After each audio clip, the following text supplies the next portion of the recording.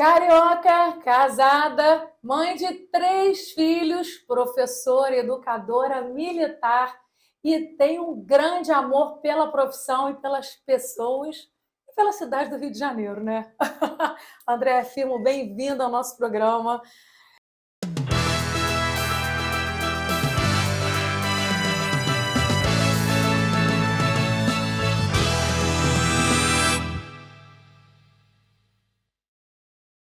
É uma alegria te receber aqui. Muito obrigada, minha querida Flávia Mello. Para mim, que é uma alegria. Isso vai marcar nossa vida. Com certeza. Olha, Andréa, eu quero que você conte pra gente como é que foi essa história de você ser a primeira mulher no mundo, gente, no mundo, a comandar uma das bases militares no deserto do Saara Ocidental. Muito camelo, muito escorpião, muito deserto, muitos homens de várias nacionalidades e você, a nossa brasileira, representando a nossa nação e as mulheres brasileiras dentro dessa missão. Me conta aí essa história. Não era a Andréia, né? Éramos todas nós, as brasileiras. Foi bastante legal, bastante interessante. Foi uma oportunidade que o Exército viu de enviar pela primeira vez uma observadora militar, mulher, de acordo com as exigências que a ONU fazia, de 15% dos seus quadros serem formados por mulheres. E aí o Exército Brasileiro enviou, como trabalho de casa, a primeira mulher observadora militar. E essa mulher fui eu. Nossa, conta como é que foi, gente, imagina. Ela saiu aqui do Rio de Janeiro, chegou em missão no deserto do Saara Ocidental. Como é que foi isso, Andréia? Eu nem sabia o que me esperava, né? Na verdade, eu fiz um treinamento, só que a gente tem a simulação. E a realidade é algo realmente bastante peculiar. E quando eu cheguei lá, eu me vi na obrigação de fazer uma qualificação, que foi um curso de qualificação de patrulha. Eu teria que me formar em Patrol Leader. E eu fiz esse curso durante 2 meses no Team Site inicial, que foi o Team Site Midget. Me formei em líder de patrulha e fui chamada carinhosamente de Mama Lima. Agora explica como é o que a líder de patrulha faz. Eu fico imaginando você atuando no deserto do Saara Ocidental, exercendo essa função. Fala para quem está em casa. Sim.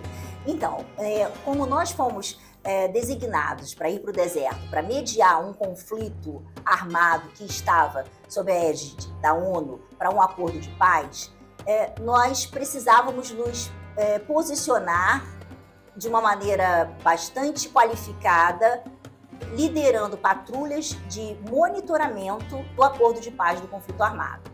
Então, nessa base militar de Midget, que foi onde eu fiquei, eu tive que fazer treinamento de navegação, de percepção de bombas, minas. Nossa, porque tinham minas lá e vocês tinham que desarmar? Como é que é isso? Porque todo conflito armado ele traz estratégias de guerra. E uma das estratégias de uma das partes desse conflito foi minar a área em que eles ainda não haviam conquistado. E essa área tinha que ser, como eles chamam, né, nas Nações Unidas, desminada, cleared.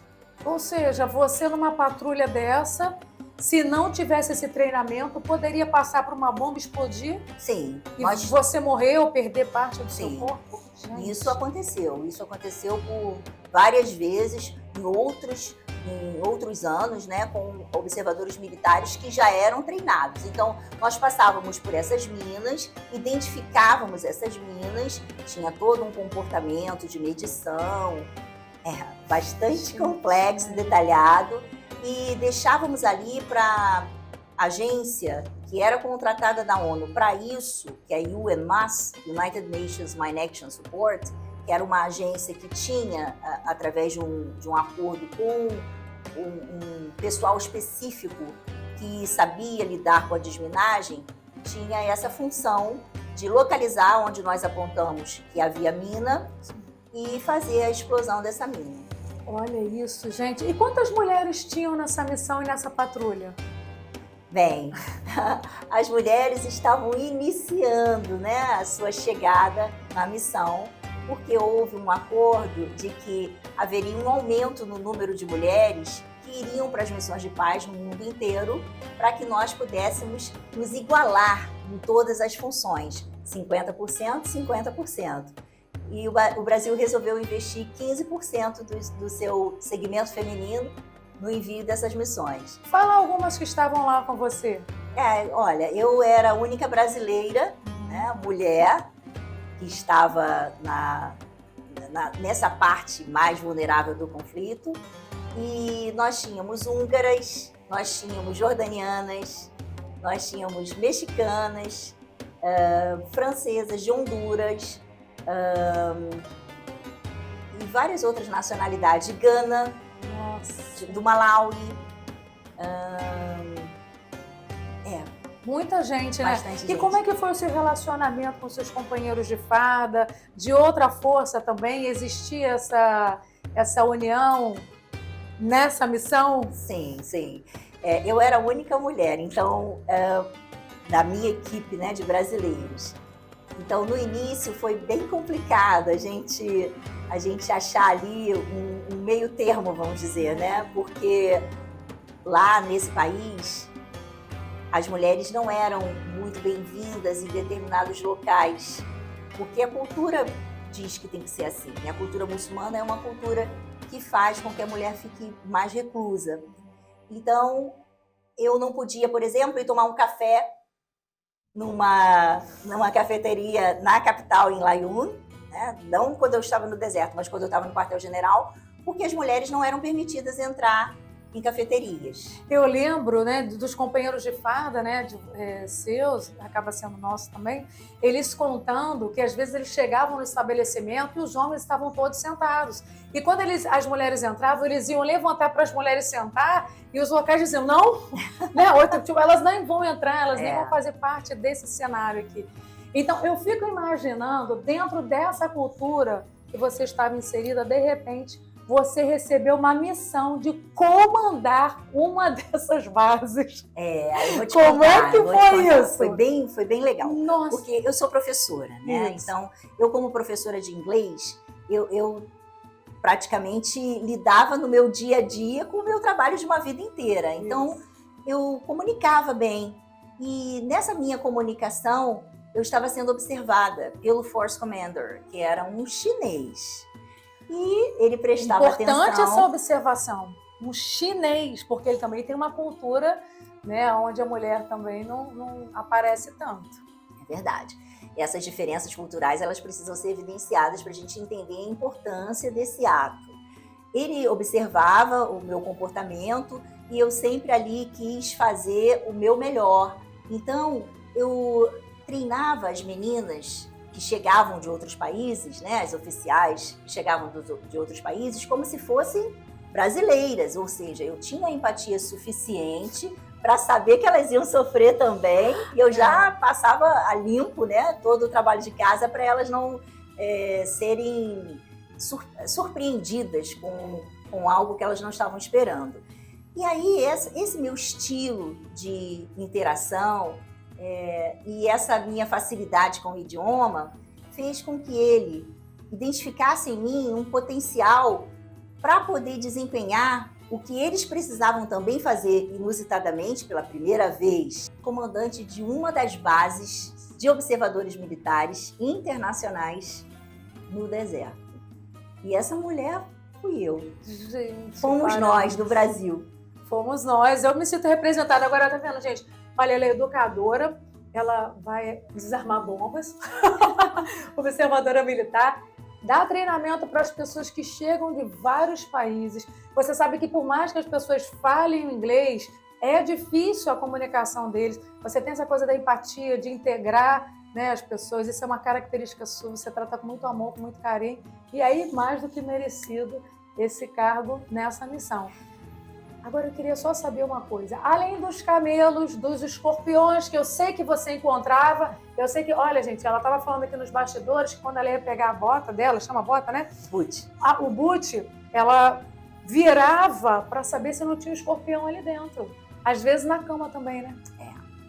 E essa... Então você passa por risco de vida constante. Você passou por riscos de vida constantes, né?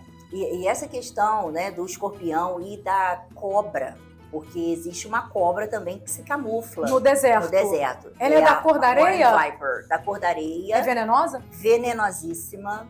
E aí eu conto muito feliz, por quê? Porque nós conseguimos o soro antiofídico para essa cobra, porque nós insistimos que aquela população local tinha esse direito a não precisar passar mais por situações de perda de vida, porque numa base em que eles tinham ali, né, um local próximo para pedir socorro, não houvesse o soro antiofídico. Nossa. Então essa foi uma das nossas conquistas. Além do portão do Team Site, da base, o portão da base de observadores, ficar sempre aberto para todas as mulheres locais que quisessem requisitar algum tipo de ajuda para os seus filhos, para elas mesmas. Dá um exemplo. Por exemplo, houve uma senhora nova com um bebê que estava desidratado.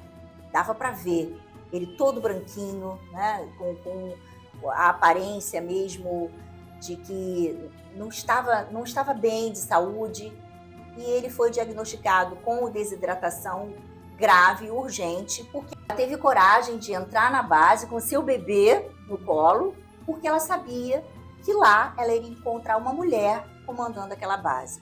Se identificou, né? Se identificou na hora. E a sensibilidade feminina faz com que a gente entenda o sofrimento daquela mãe tentando salvar o seu filho. Então eu, naquele momento, realmente senti que eu estava fazendo a diferença naquele local, como mulher, né? Com certeza, ainda mais você, né? Ela foi para a missão, gente, deixou 3 filhos aqui no Brasil, né? Deixou não, eu sei que a sua mãe, seu marido, todo mundo cuidou, mas é difícil, né? Então você consegue entender a dor do outro. Agora, posso contar aqui, o que a gente conversou nos bastidores foi uma coisa tão linda. Andréia Firmo, quando você soube que ia para essa missão, passar 1 ano e meio, o que seu marido fez com você? Eu quero saber se ele falou, não, você não vai para longe não, Andréia, vai ficar aqui, você já está no exército, não precisa viajar. Ele fez isso? Ele te incentivou? O que ele fez? Justamente, Flavinha, ele me incentivou, foi uma coisa muito legal. Né? Ele disse, vai, né? Essa atitude dele me encheu de inspiração e de certeza de que eu estava fazendo a coisa certa. Ele colocou um outdoor e ali ele colocou uma mensagem, né, enorme no meio do trânsito, dizendo que eu podia contar com ele, que eu representasse o Brasil da melhor forma possível, porque aqui a gente tinha uma rede de apoio para eu poder desempenhar a missão e cumprir bem a missão. Dá até vontade de chorar, tá vendo, gente? Tá vendo, homens? Olha o exemplo. E por isso que você conseguiu desempenhar também a função com tanta segurança, né? Porque por isso e por todos os seus conhecimentos, mas eu falo isso porque quando você tem uma missão fora para fazer, tem a família, tem os filhos, se você tem todo esse apoio, toda essa base, o seu coração fica mais confortável. Com certeza. Então, como incentivo do companheiro, né, é importante para que as mulheres consigam exercer funções de liderança, funções de comando, com alegria, sem culpa. Porque quando o homem vai, a mulher também não para quem ficou em casa, né, e dá apoio para o homem que foi. Então, que bacana. Parabéns aí ao seu esposo, né, a sua família, e parabéns a você, porque por ter feito também uma escolha tão nobre, né, na sua vida, porque é uma coragem. Imagina, gente, você sair de casa e ir para uma missão dessa, passar por tudo que ela passou. Vamos dar um minutinho para o break, daqui a pouco a gente volta.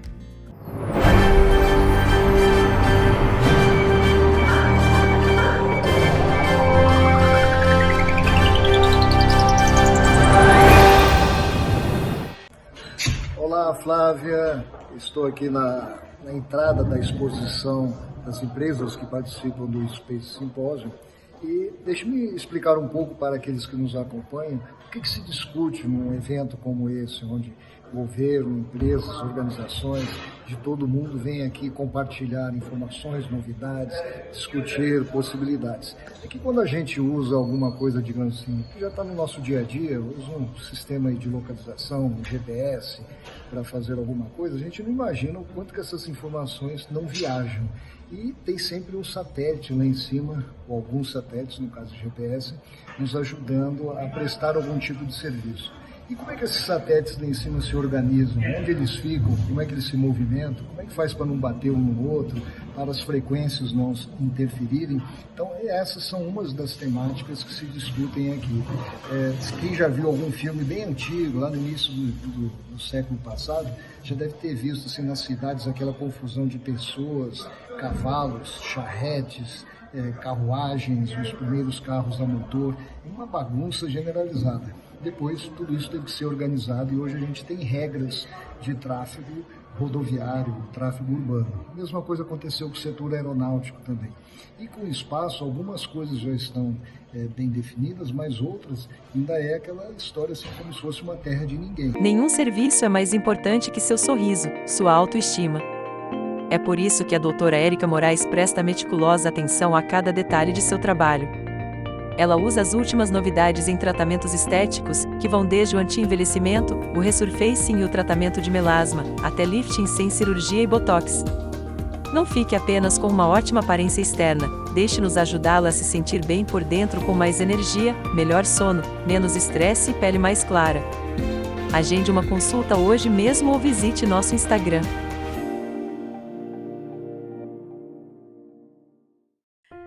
Andréia, nós sabemos que você já traz com você aquela grande missão de servir, não é? Você sempre se coloca para servir. Eu sei que como professora, você foi professora do município antes de ser militar e você sempre se colocou como uma servidora na área da educação.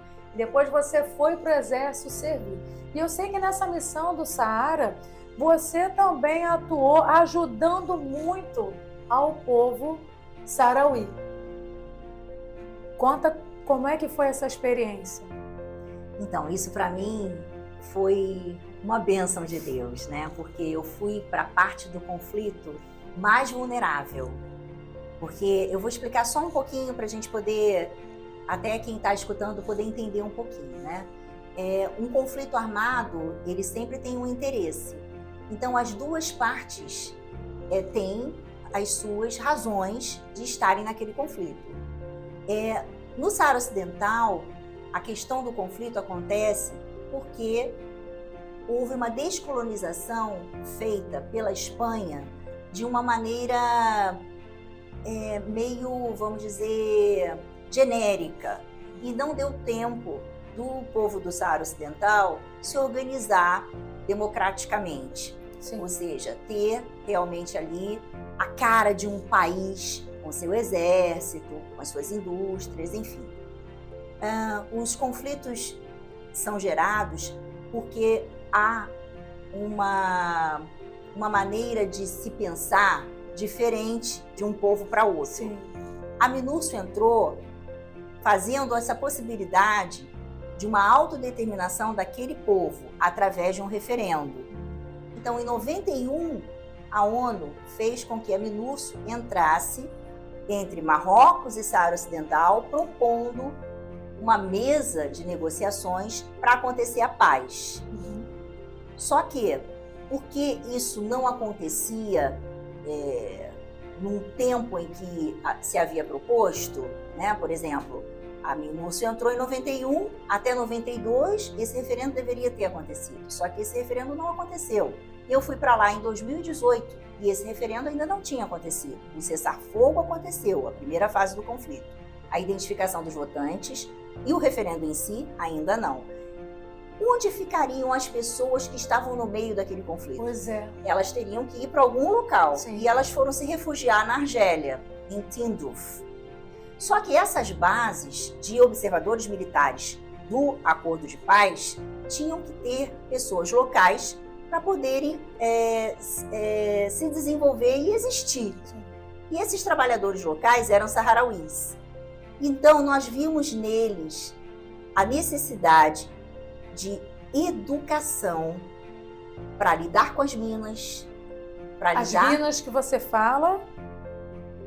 São as minas que foram, vamos dizer, plantadas na época do conflito. Sim. E que ainda existiam, porque São minas ninguém que tirou podem de lá. explodir a qualquer momento. Sim, a qualquer momento. Então, como uma criança refugiada que ficava na área liberada por insistência desse povo de retornar, porque o referendo estava demorando demais a acontecer, né? Como é que essas crianças lidavam com essa necessidade de ir e vir através de uma educação anti-minas? Isso. Elas tinham que saber identificar as minas, elas tinham que saber que em determinados locais elas não poderiam brincar.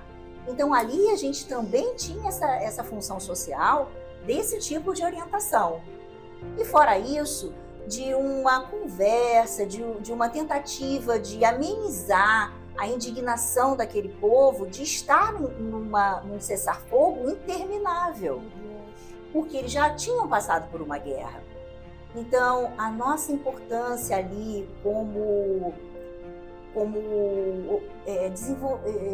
uma pessoa que desenvolvia opiniões era muito grande.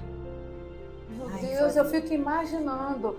Você imagina você ter um filho que precisa viver num cenário desse. Se você não tiver pessoas disponíveis e dispostas a resgatar, a educar, porque você é educador, então você já traz isso na sua alma, né, no seu coração, como é que esse povo iria sobreviver? Você conseguiu, tinha alguém que já tinha perdido algum membro, algum familiar nessas minas, nesse povo? Sim, por causa dessa insistência, né, de permanência dos refugiados nas áreas liberadas, eles, em algumas ocasiões, tinham acidentes desse nível, né? Então, muitas amputações de pés e pernas.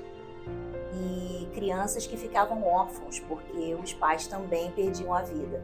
E o interessante que me causou, assim, uma impressão de tristeza muito grande é um animal morto, um camelo explodido porque passou por uma mina, né? Essa realidade era uma realidade vivida diariamente. Teve algum dia na missão que você pensou assim, meu Deus, será que eu vou conseguir chegar ao fim? Ou o que eu estou fazendo aqui? Ou dizer, não, essa é minha missão e eu vou continuar? Teve algum dia que você respirou fundo? Porque viver nessa realidade é extremamente difícil. A gente só vê isso em filmes, em livros.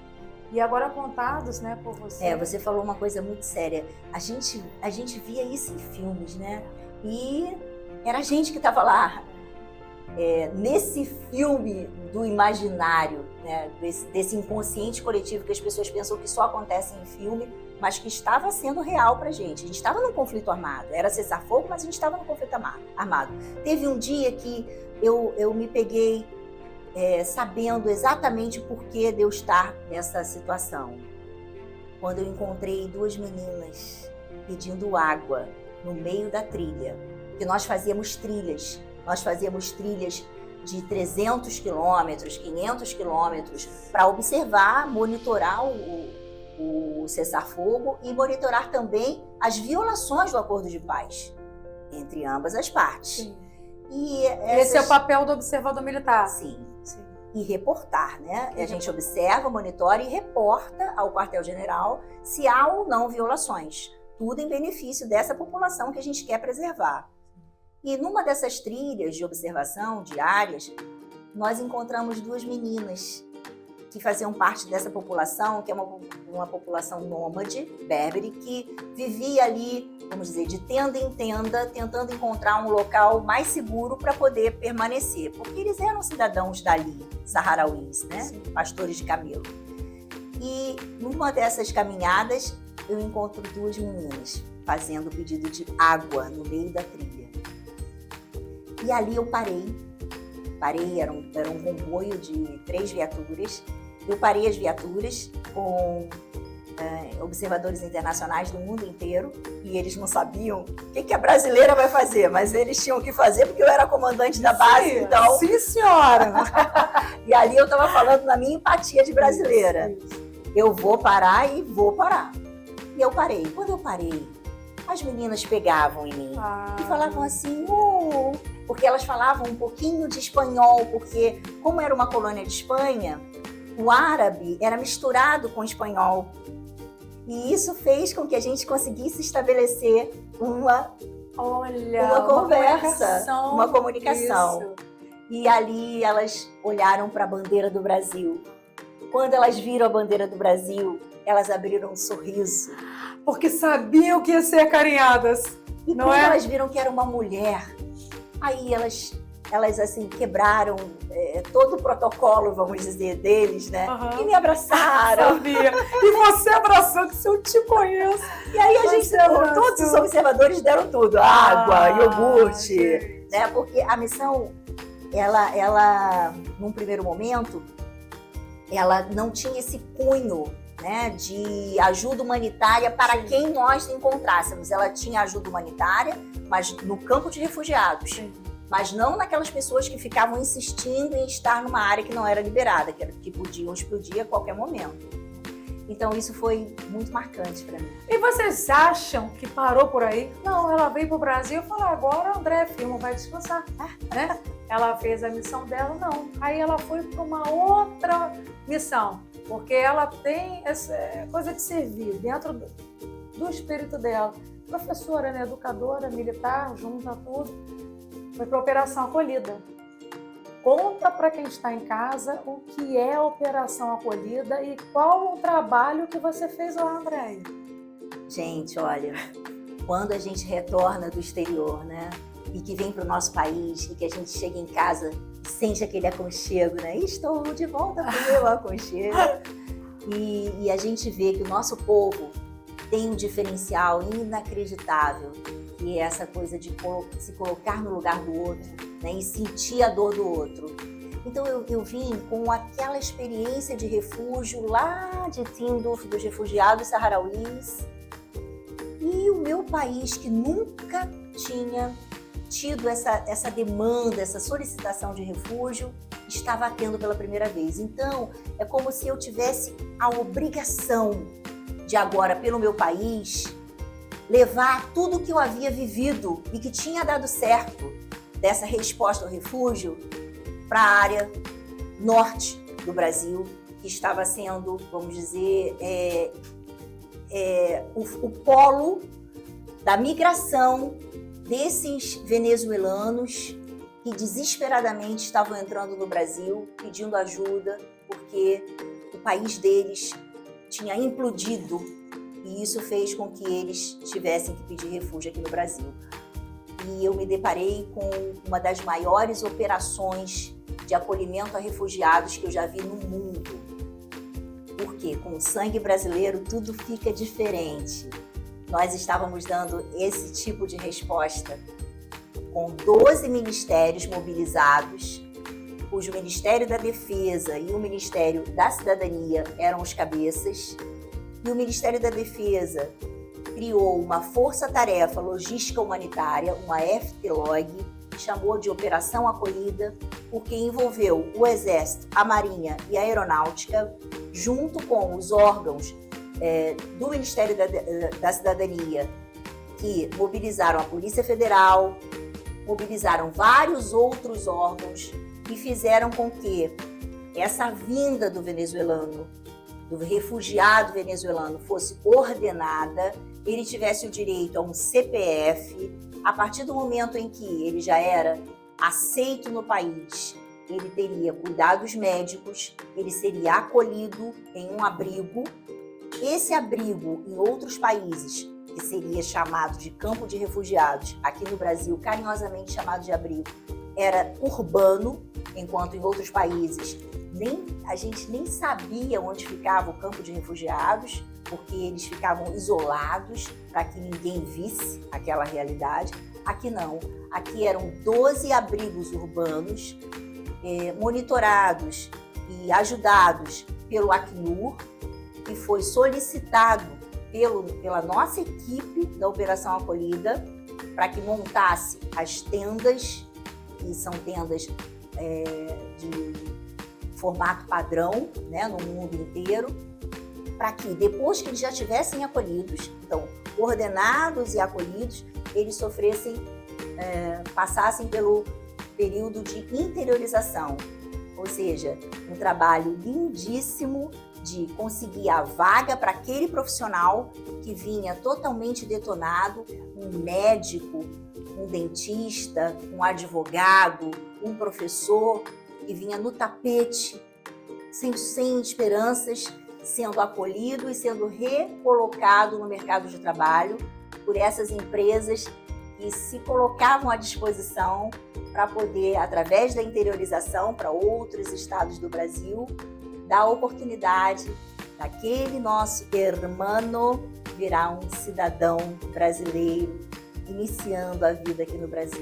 Interessante, né? Porque eu acompanhei muitas dessas suas missões e a gente vê assim, falei, Andréia, como é que está aí? Ela fazia o trabalho que tinha que fazer pelo Exército e depois ela faz aquele trabalho que é dela, né? Que é de acolher o outro, que é de educar, junto com o Exército Brasileiro também.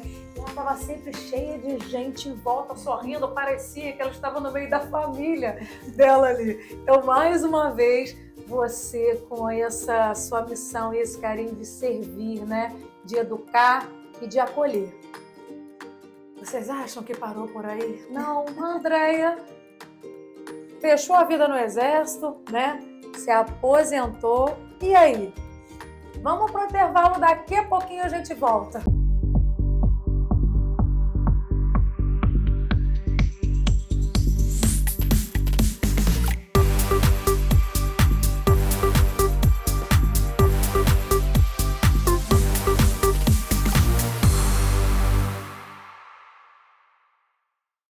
Oi, gente! Dando continuidade à nossa conversa, continuo aqui com o nosso querido Dr. René Freitas, que é professor e está respondendo a todas as suas perguntas sobre direito.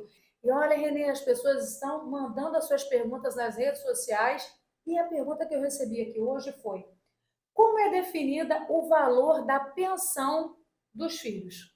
Flávia, ótima pergunta recorrente para todo término de relacionamento. Primeiro ponto, finalizou o relacionamento? É comum que caia um pouco a qualidade de vida do casal, que vai atingir os filhos também. É comum. Mas ninguém morre por causa disso não, tá, Flávia? Não deixe de seguir uma vida nova por conta disso. Definição do valor de alimentos. Quanto que essa criança custa por mês? Alimentos, roupa, educação, saúde, faz a conta, divide por 2.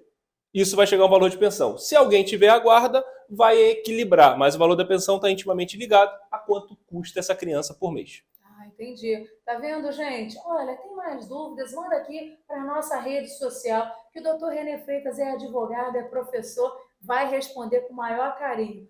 Um grande beijo para vocês e até a próxima semana. René, o que você acha da gente tomar um cafezinho na beira-mar e responder essas perguntas? Já confirmei a presença. Você topa? Estarei lá, claro. Então tá. Até semana lá. que vem. Até lá. Um beijo. Tchau, tchau. Tchau. Preparamos uma seleção especial para você aproveitar destinos incríveis. Estamos há mais de 50 anos no mercado e sabemos como preparar viagens inesquecíveis para você e sua família.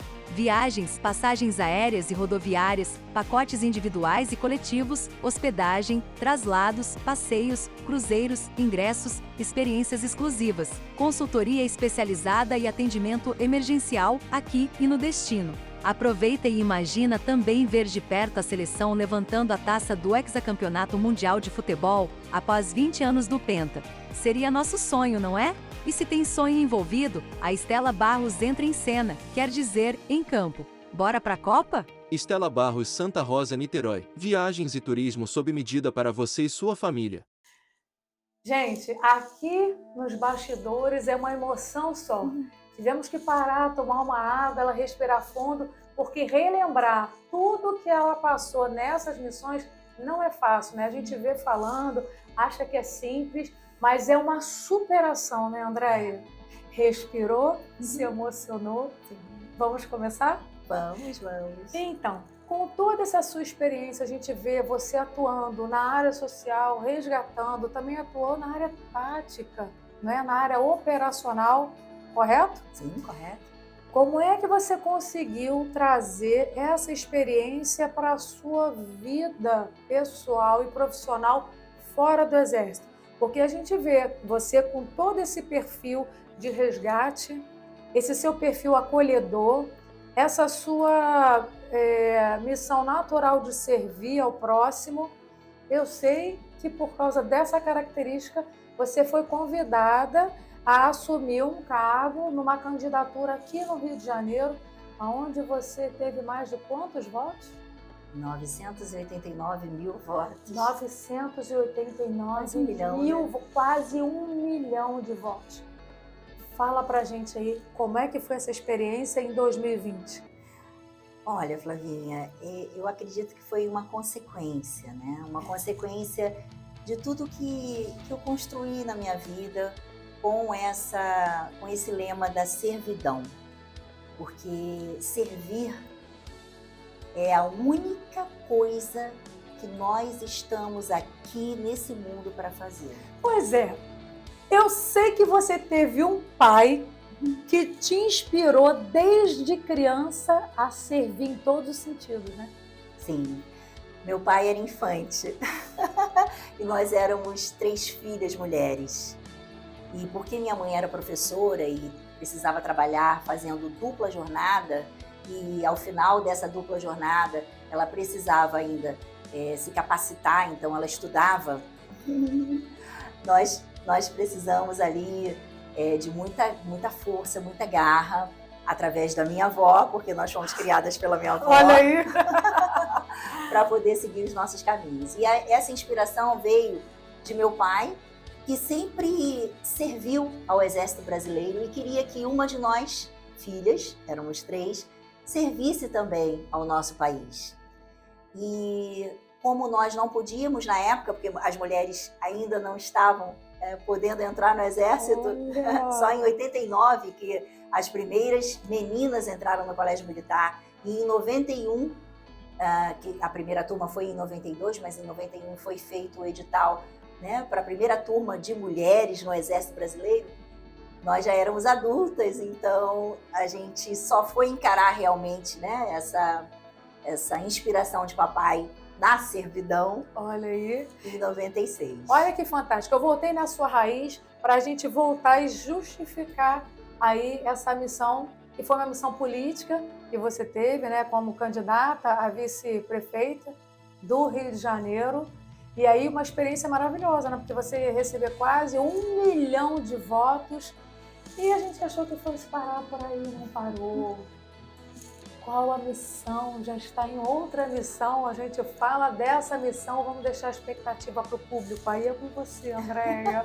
Quer continuar servindo a população? Não consegue parar, Andréia, tira férias. Já chegou o coronel do Exército, a tenente-coronel do Exército, não vai parar por aí? Não, Vai continuar servindo? Sim, missão dada é missão cumprida. Se o pai lá atrás falou para você servir o Brasil, você vai continuar até os seus últimos dias? Até os meus últimos dias, porque nosso país merece, a força do Brasil precisa ser colocada acima de tudo, na bandeira. Ordem é progresso. Ordem é progresso, né? Agora, Andréia, o que você tem para dizer para todas as mulheres que estão nos assistindo, que escutam assim: isso não é possível, super-heróis só na televisão, sonhos só acontecem para algumas pessoas, para outras não. O que você diz para essas mulheres e para esses homens também que estão em casa nos assistindo? É possível, gente. Sabe por quê? Porque eu vim do bairro Jabur.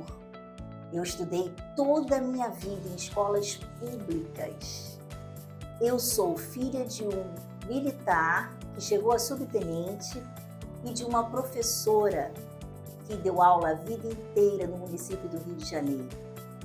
Eu tenho certeza que quando existe amor no coração, quando existe a vontade de fazer, quando a gente coloca a mão na massa, a gente faz acontecer.